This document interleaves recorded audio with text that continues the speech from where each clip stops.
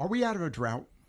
I would say we're probably getting pretty close. Okay. At least in Carteret County. I'm not sure about the rest of the area because I've heard that sometimes we're getting rain and it's not quite reaching a little bit further inland. Well, that's not necessarily a good thing. Okay. With this rain that we've had, what impact has this had on strawberries? I still got to get more strawberries. Like I told you last week, the strawberries are still pretty juicy, except for the ones that aren't grown under a row cover. Okay. The ones under a row cover that's a plastic row cover, so all the moisture that they're getting is usually from the drip irrigation that's underneath the row cover. Okay. All right. So they should be pretty sweet still. Okay. All right. We've got strawberries coming in until when? It's usually going to be towards the end of May that they kind of peter off. I haven't heard from the farmers. I didn't get a chance to go out this week to get any, but usually it's towards the last week of May is when we start running out. I noticed when I got some strawberries, they weren't all red. Some were still a little white, a little, I'll use the word white. They weren't fully ripe. But, after a day or two, they ripened right up. So they were ripening even though they were picked. Yeah, even as long as they're picked full and they can be what's called green ripe. As long as they're green ripe when they're picked or harvested, they can continue to ripen up and get the color to them. The flavor won't be as good, but the color will be just as pretty. I tell you what, the flavor was good. I am very impressed. We've have really enjoyed the strawberries this year. So for those of you who have not visited a local garden center or any kind of, I'm not talking the grocery store too, by the way. I'm talking a real garden center or any of fruit stands.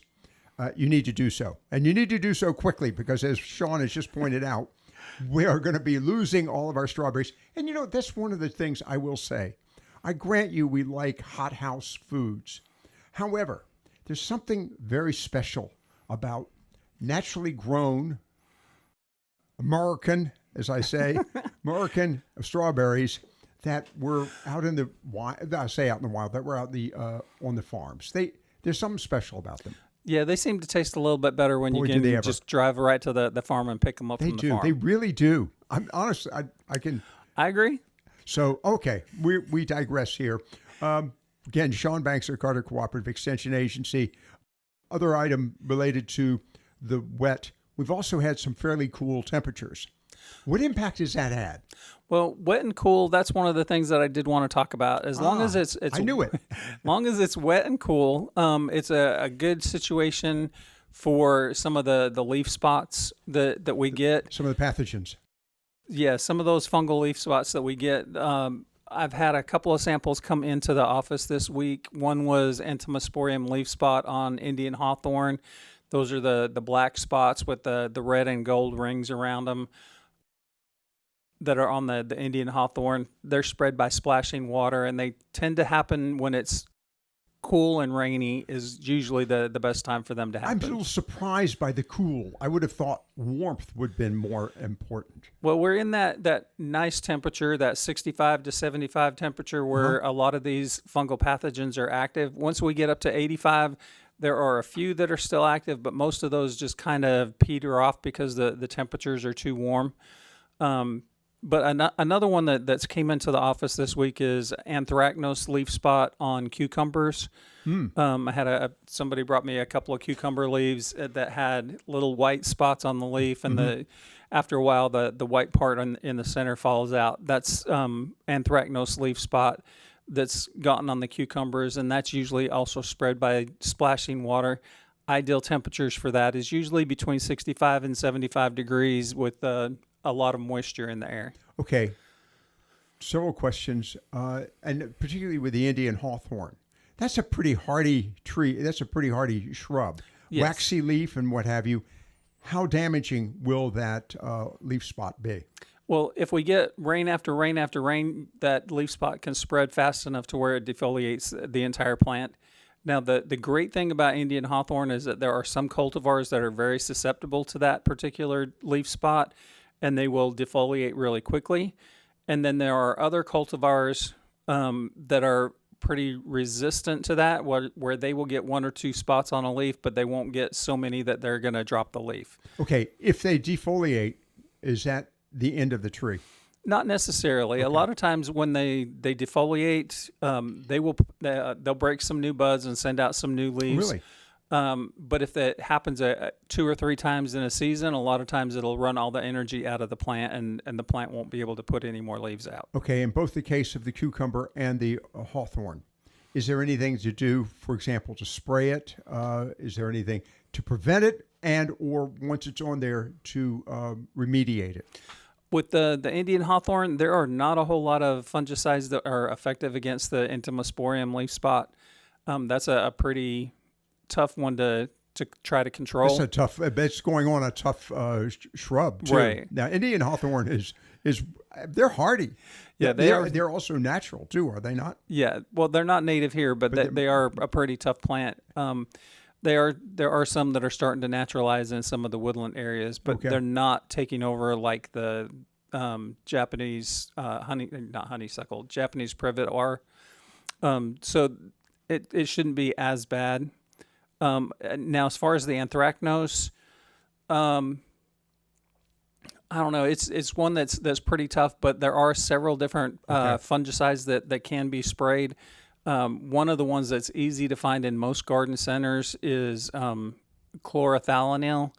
There are a couple of different products that have chlorothalonil as the active ingredient.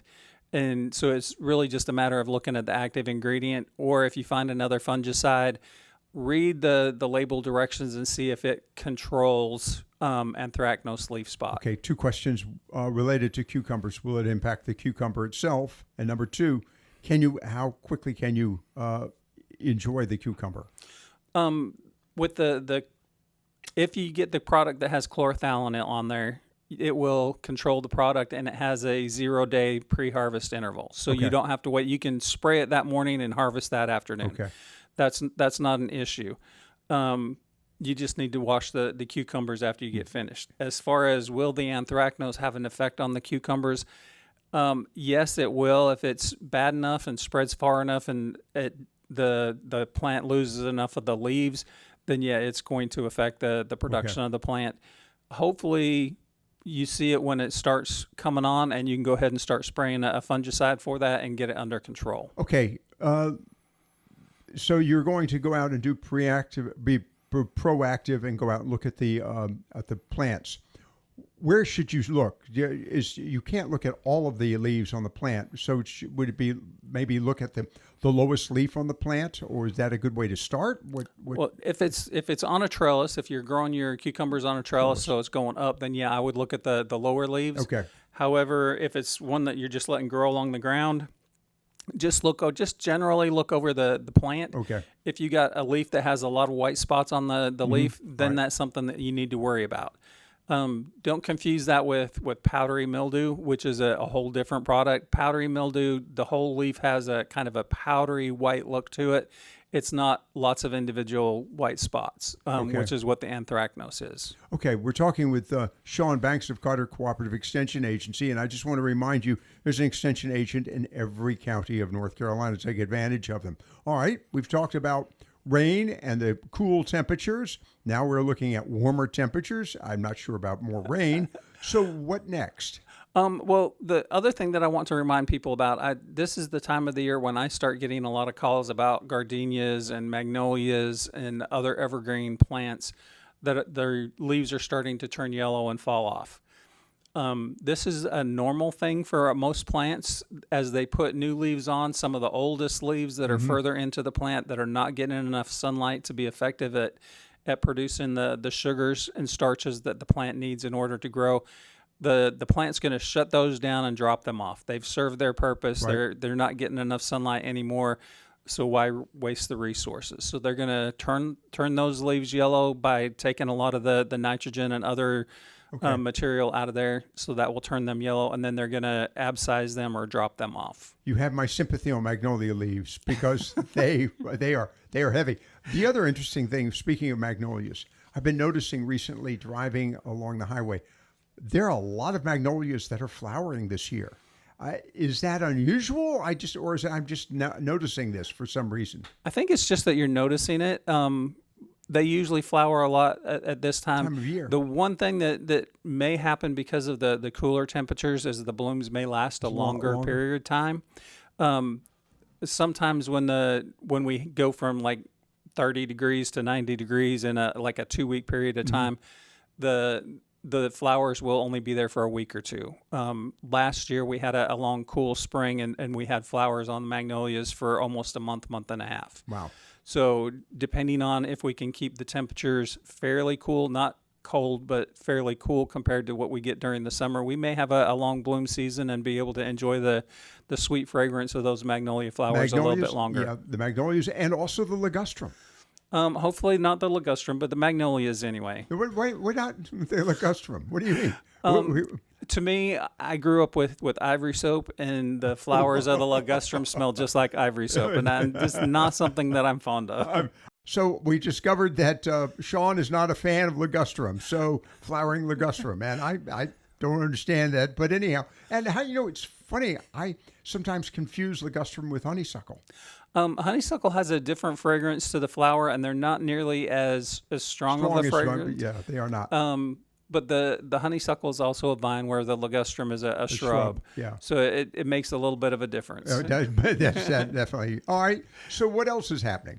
One other thing that I wanted to mention is with your turf grass, I've been getting a few calls about large patch disease in turf grass, and this is one that's usually active in the fall and in the spring. So the cool, wet weather that we've been having lately will help that large patch disease to stay active a little bit longer. So that's another one that you kind of want the temperatures to warm up, but as if it stays cool and wet, that large patch can be a little bit stronger. What is large patch disease? Large patch disease is it's a disease that's caused by a fungus called Rhizoctonia solani. And by the way, I want to let folks know they can't see this conversation. These comments, these words that he's using come right out of his mind. He doesn't even look them up. He knows instantly what I'm going. And then we don't even prepare the program. So what is this caused by again? It's caused by Rhizoctonia solani, and it's a fungus that's found in our soils anyway.